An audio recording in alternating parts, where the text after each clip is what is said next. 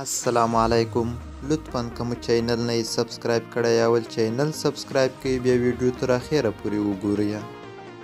نن به زه تاسو د افغانستان او د ایرلینډ د لوبو په باره کې وروستي معلومات درکمه. د افغانستان به له ایرلینډ سره یو سیریز ترسره کوي چې په دې کې به 3 شل اوریزې لوبې شاملې وي، 15 به یوه ورځنۍ لوبې شاملې وي او یوه به هم ټیسټ لوبه شامله وي. دغه سیریز به د افغانستان په کوربتوب ترسره کیږي په هندوستان کې. تر اوسه پورې افغانستان کرکټ بورډ د دغو لوبو لپاره کومه لوبډله نه ده اعلان کړې، خو ایرلینډ وخت له وړاندې 3 لوبډلې ورته اعلان کړي دي، د 10 اوریزو لوبو لپاره، د 50 اوریزو لوبو لپاره او د ټیسټ لوبې لپاره. نو افغانستان کرکټ بورډ به انشاءالله په د 4-5 ورځې کې خپلې لوبډلې اعلان کړي د ټیسټ لوبو لپاره، د 50 اوریزو لوبو لپاره او د 10 اوریزو لوبو لپاره.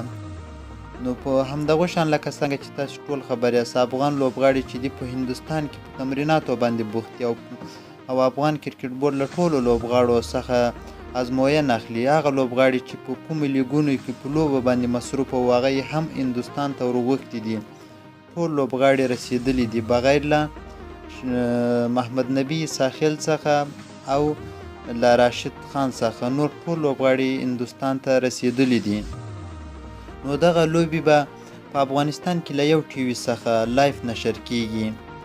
نو خپلو اتلانو ته دعاګانې وکړئ چې په دغه سیریزونو کې ښه وځلیږي، او زه به انشاءالله تاسو ته یوه بله ویډیو هم جوړوم چې په موبایل کې څرنګه کولی شو چې دغه لوبې لایف وګورو. نو انشاءالله دغو لپاره به هم زه تاسو ته یو ښه او بهترین اپلیکیشن درته ښیم چې په دغه اپلیکیشن کې تاسو کولی شئ چې لایف یې وګورئ. نو تر اوسه پورې په یوه اپلیکیشن کې د افغانستان او د ایرلینډ د لوبې په باره کې څه نه دي ویلي چې یو 2 یا 3 ورځې ورته پاته سي سیریز ته یې.